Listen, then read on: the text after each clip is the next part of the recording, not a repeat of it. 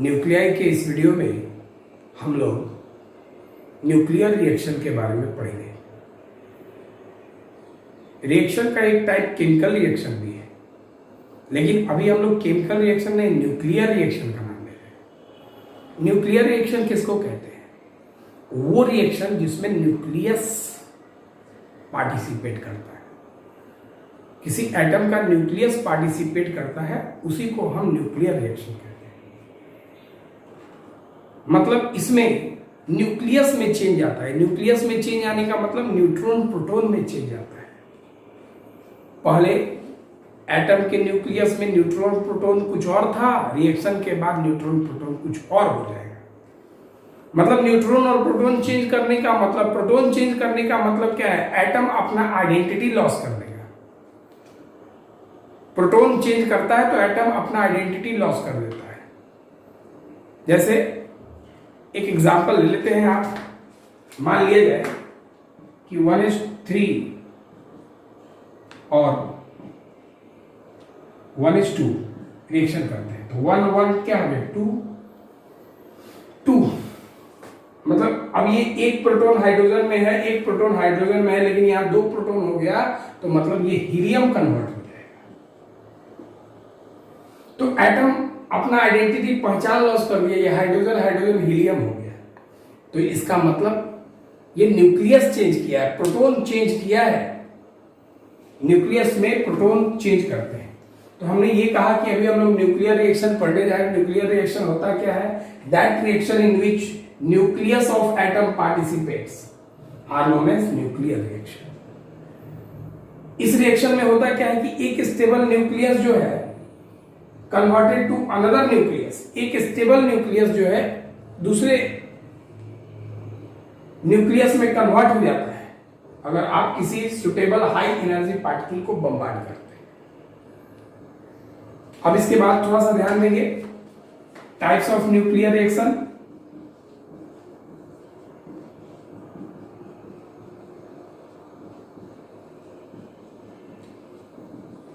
इसके 2 टाइप्स है, 2 टाइप्स। कौन कौन? पहला न्यूक्लियर फ्यूजन,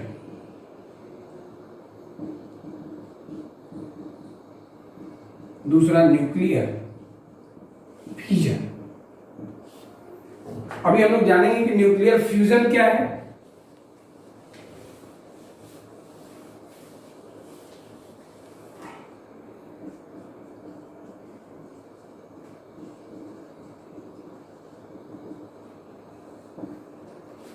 वो रिएक्शन जिसमें 2 या 2 से अधिक छोटे छोटे न्यूक्लियाई जो है मिलके एक बड़ा न्यूक्लियस को फॉर्म करते हैं।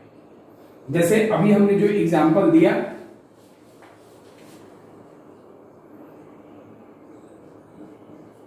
(1s3 + 1s2) एरो के बाद 2He4 + 112 हो गया। लेकिन यहाँ 3 2 क्या होता है? 5, लेकिन 4 है। इसका मतलब ऊपर में एक बच रहा है, न्यूट्रॉन।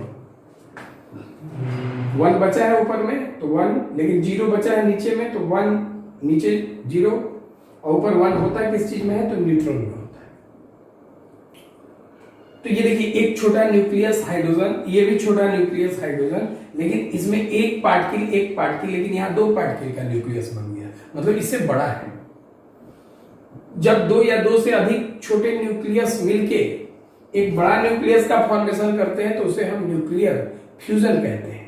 ध्यान रखेंगे आप। That type of nuclear reaction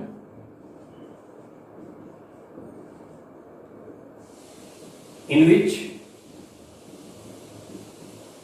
2 or more lighter nuclei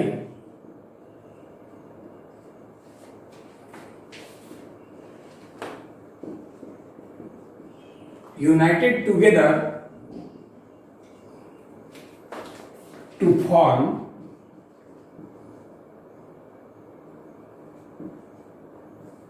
a big heavy nucleus, then this type is known as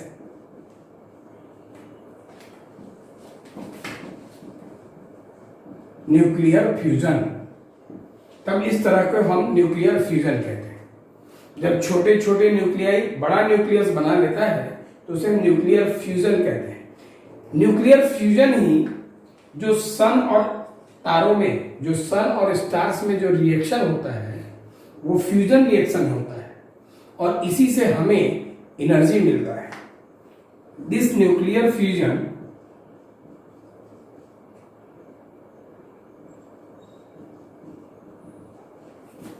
occurs in sun and stars। अब हम लोग न्यूक्लियर फ्यूजन पढ़ेंगे। अभी न्यूक्लियर फ्यूजन पढ़ेंगे। फीज करने का मतलब होता है टूटना। जब एक बड़ा न्यूक्लियस छोटे छोटे न्यूक्लियाई में टूट जाता है तो उसे हम न्यूक्लियर फ्यूजन कहते हैं। ध्यान दीजिएगा। जैसे that type of nuclear reaction in which a big heavy nucleus broken into big बने बड़ा nucleus broken into two or more lighter nuclei, दो या दो से अधिक छोटे न्यूक्लियाई में अगर टूट जाते हैं तो उसे हम न्यूक्लियर फ्यूजन कहते हैं। ध्यान दीजिएगा अच्छी तरह से।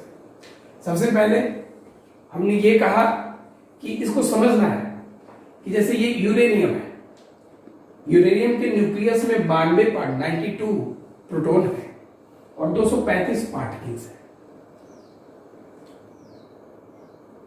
तो अब ये देखिए, अब ये जो टूटा क्या है, तो अब ये छोटा हो गया न्यूक्लियस 235 से 141 और 92 में कन्वर्ट हो गया। मतलब इसके कंपैरिजन में तो ये छोटा है। तो जब एक बड़ा न्यूक्लियस छोटे छोटे न्यूक्लियाई में कन्वर्ट हो जाता है तो उसी को हम न्यूक्लियर फ्यूजन कहते हैं। तो हुआ क्या इसमें कि एक यूरेनियम पे अगर आप एक न्यूट्रॉन बमबार्ड करते हैं तो ये बेरियम और क्रिप्टन और साथ में 3 और न्यूट्रॉन दे देता है। क्या आप ध्यान रखिएगा, 3 और न्यूट्रॉन दे देता है। यूरेनियम पे अगर आप न्यूट्रॉन बमबार्ड करते हैं तो ये न्यूट्रॉन को बमबार्ड करने से तो यूरेनियम का जो न्यूक्लियस है वो टूट जाता है बेरियम और क्रिप्टन में, और साथ में 3 नया न्यूट्रॉन ये प्रोवाइड करता है। एक न्यूट्रॉन आप लाते हैं, मेन इसमें क्या है, इसमें ये न्यूट्रॉन ही मेन है। अगर आप ये एक न्यूट्रॉन ला देते हैं तो एक न्यूट्रॉन लाने से आपको 3 नया न्यूट्रॉन अपने आप मिल जाता है इसमें। तो सबसे पहले अच्छा इस रिएक्शन को बैलेंस करें आप, 235 और 1 जोड़ देंगे आप, मास नंबर 236। प्रोटॉन की बात करें आप 92 + 0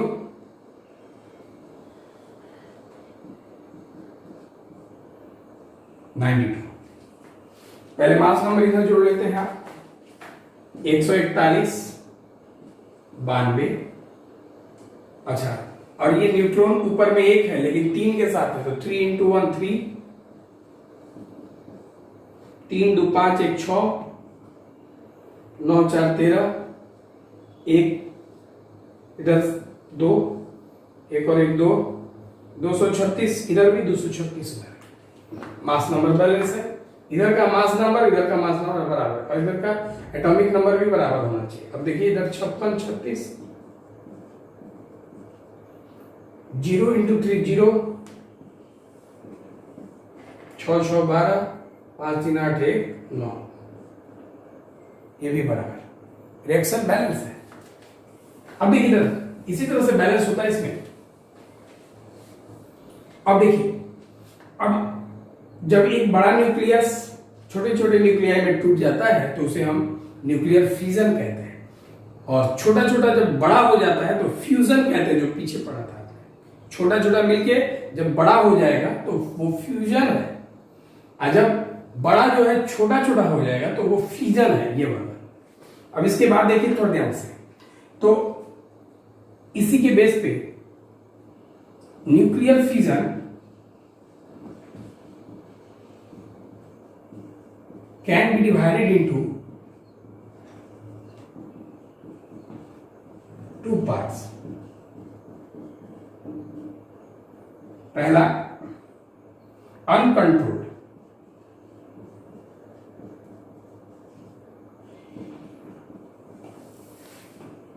न्यूक्लियर फ्यूजन, या इसको चेन रिएक्शन भी कहते हैं।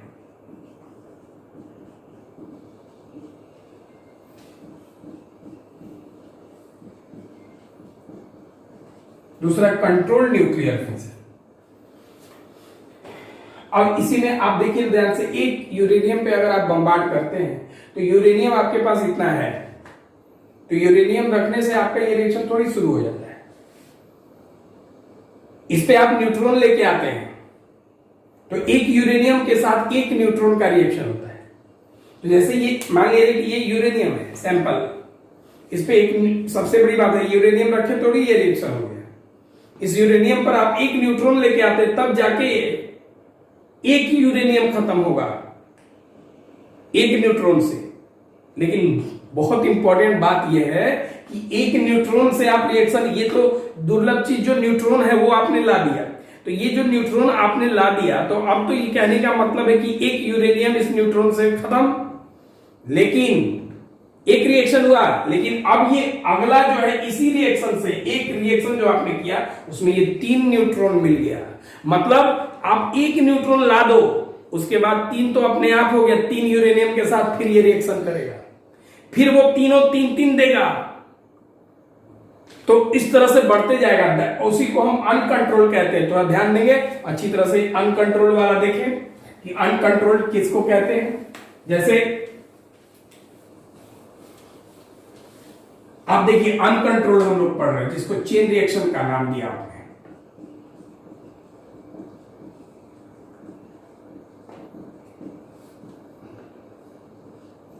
ये यूरेनियम, इस यूरेनियम पे आपने एक न्यूट्रॉन लाया, यही दुर्लभ चीज था। तो ये एक बेरियम और ये क्रिप्टन और ये 3 न्यूट्रॉन आपको प्रोवाइड कर देता है। अब देखिए आप, तो ये 3 न्यूट्रॉन है तो 3 यूरेनियम से आपका रिएक्शन कर सकता है। तो उसी में से 3 यूरेनियम को चुन लिया, ये यूरेनियम, एक और ये यूरेनियम के साथ और ये भी यूरेनियम के साथ रिएक्शन कर रहा है। तो अब ये क्या करेगा, ये बेरियम, ये क्रिप्टन और ये 3 न्यूट्रॉन फिर वापस देगा। ये भी रिएक्शन किया तो ये बेरियम, ये क्रिप्टन और ये 3 न्यूट्रॉन देगा। ये न्यूट्रॉन जो मिला इससे, इसने भी एक यूरेनियम से रिएक्शन शुरू किया तो ये क्या देगा, बेरियम, क्रिप्टन और ये भी 3 न्यूट्रॉन देगा। अब ये फिर ये टोटल 1 से 3 न्यूट्रॉन बना, 3 यूरेनियम के साथ रिएक्शन हुआ। अब ये 3 से जो है ये 9 बना, तो ये भी क्या करेगा, एक यूरेनियम से, ये भी एक यूरेनियम से, ये भी एक यूरेनियम से, ये भी 9 यूरेनियम से रिएक्शन शुरू हो जाएगा। तो अब ये क्या करेगा, ये यहां एक रिएक्शन मान लिया जाए तो इसमें भी एक यूरेनियम से करता है तो ये भी तो 3 न्यूट्रॉन देगा। उसी तरह ये भी 3 न्यूट्रॉन देगा, ये भी 3 न्यूट्रॉन, मतलब ये 27। तो अब ये देखिए आप, इसी तरह से ये जो है ये मल्टीप्लिसिटी चलते रहेगा न्यूट्रॉन का। 1 से 3 मिला, 3 से 9 मिला, 9 से ये 27 हो जाएगा, फिर ये 3 देगा, 3 देगा, ये 3, ये 3 27 होगा, फिर वो 27 से फिर 1 देगा, 3 तो 88 होगा। इस तरह से ये चेन चलते रहेगा, ये बढ़ते रहेगा। इसीलिए हम इसको चेन रिएक्शन या अनकंट्रोल्ड रिएक्शन कहते हैं। ध्यान से बात को समझेंगे।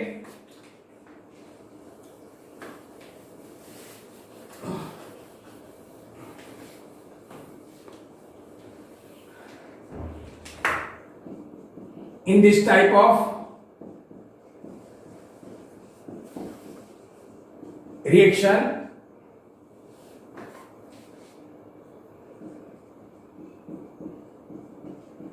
continuously multiplicity of neutron by 3 takes place, such as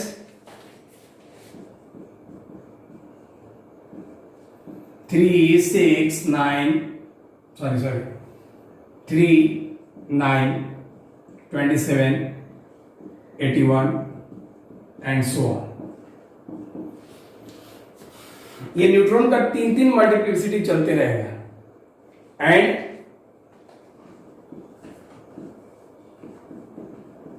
continuously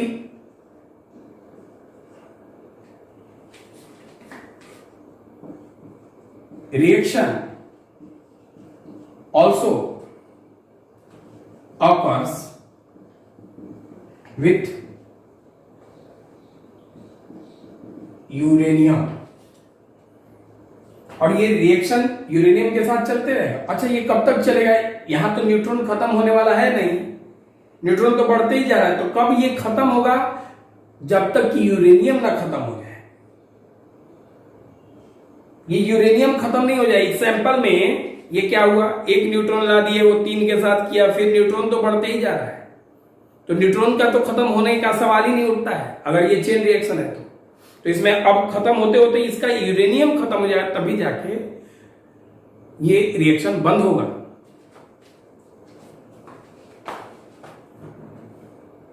reaction also occurs with uranium in increasing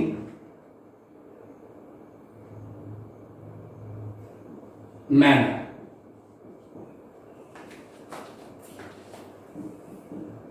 This reaction, मतलब this chain reaction takes place up to a period of which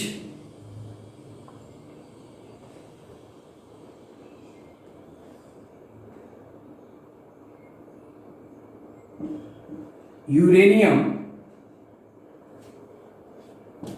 in sample present, that is when uranium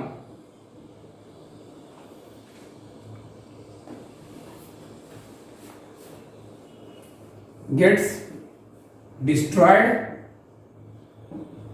then chain reaction of fission stops. Chain reaction of fission of uranium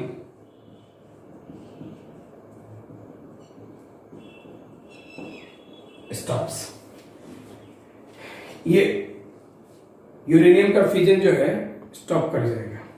ये था chain reaction का। अब हम लोग uncontrolled ये देखें, अभी control देखेंगे, ध्यान दीजिए। अभी हम लोग कंट्रोल्ड न्यूक्लियर फिजन देखेंगे। कंट्रोल्ड रिएक्शन उसको कहते हैं जिसमें रेगुलर कंटिन्यूअसली मतलब डिफिनिट अमाउंट ऑफ एनर्जी मिलता रहे। हमें हर पॉइंट पर हर स्टेप में एक डिफिनिट एनर्जी मिलता रहे, डिफिनिट प्रोसेस होता रहे, डिफिनिट रिएक्शन चले, उसमें किसी भी तरह का अनसर्टेनिटी ना हो, मतलब एक निश्चित पाथ मिले, निश्चित अमाउंट का एनर्जी मिले, तो उसी को हम कंट्रोल कहते हैं। तो अब इसमें होता क्या है कि कंट्रोल में, जैसे कंट्रोल की बात अगर हम लोग करते हैं तो मान लीजिए कि ये देखिए, जैसे अभी आपने किया क्या, ये यूरेनियम है, इस पे आपने एक न्यूट्रॉन को डाला, ये बेरियम और ये क्रिप्टन और ये 3 न्यूट्रॉन दिया। फिर ये तीनों यूरेनियम के साथ किए। तो ऐसा क्यों ना कर दे कि हम इसमें 3 न्यूट्रॉन है तो हम 2 न्यूट्रॉन को एब्जॉर्ब कर लेते हैं। तो 2 न्यूट्रॉन को एब्जॉर्ब किए तो कितना बचा? 1। तो ये हुआ यूरेनियम।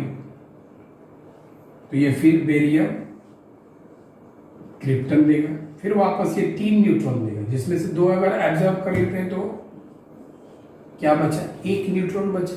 2 एब्जॉर्ब कर लिया गया, ये एब्जॉर्ब कर लिया यहां पर भी, और यहां भी 2 न्यूट्रॉन को आपने क्या किया? एब्जॉर्ब कर लिया। न्यूट्रॉन एब्जॉर्ब करने की एबिलिटी बोरोन और कैडमियम रॉड में होता है।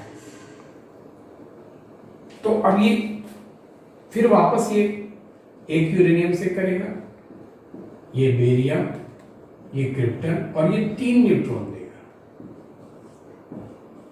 जिसमें कि आप 2 एब्जॉर्ब कर लिए, 1 बचा। तो अब आप देख सकते हैं कि इसका जो रेगुलरिटी है वो सेम, मतलब ये सेम एक ही लाइन में ये प्रोसीड कर रहा है। तो इसको आप कहेंगे कि ये कंट्रोल्ड है। और ये कंट्रोल कैसे हुआ? तो न्यूट्रॉन को आपने एब्जॉर्ब किया यूजिंग बोरोन और कैडमियम रॉड। ध्यान रखिए आप, this type of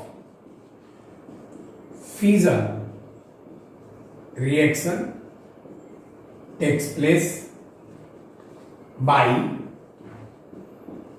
absorbing 2 excess neutrons in each step using boron or cadmium rod. और इस रॉड को, बोरोन और कैडमियम रॉड को हम कहें तो कंट्रोल रॉड भी कहा जाता है। दिस बोरोन और cadmium rod is also known as controlled rod. इसे हम कंट्रोल्ड रॉड भी कहते हैं। इस रिएक्शन में आपको कंटिन्यूअसली हर स्टेप में कांस्टेंट एनर्जी मिलता है। In this reaction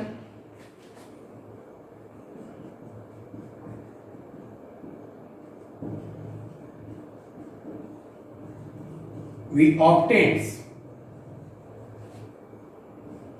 continuously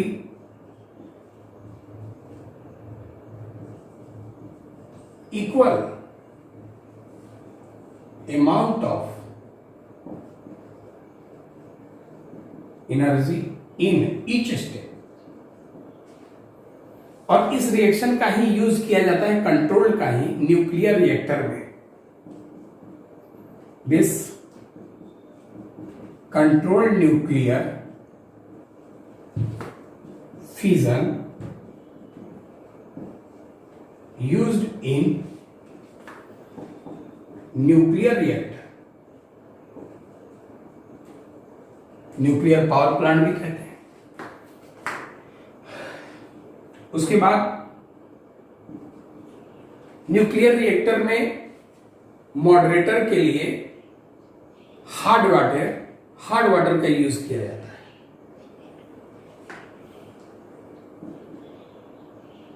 in nuclear reactor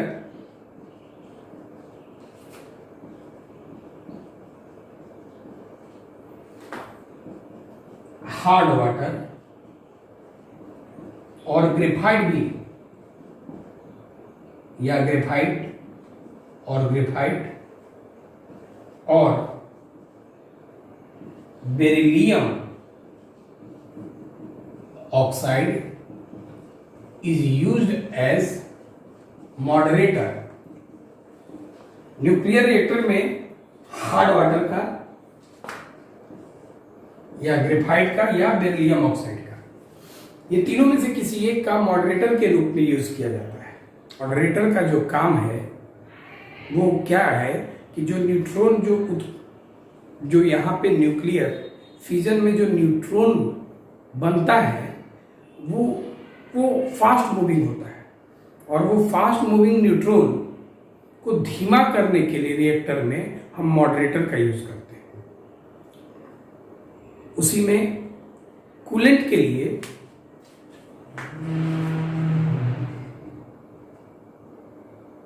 CO2, water और air is used as coolant in nuclear reactor.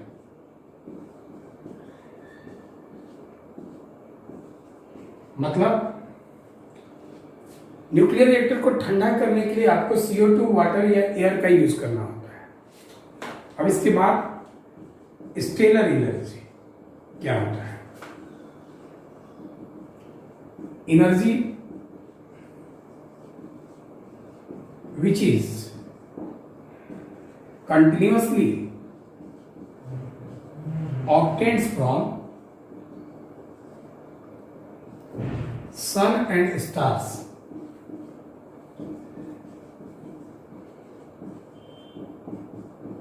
is known as stellar energy.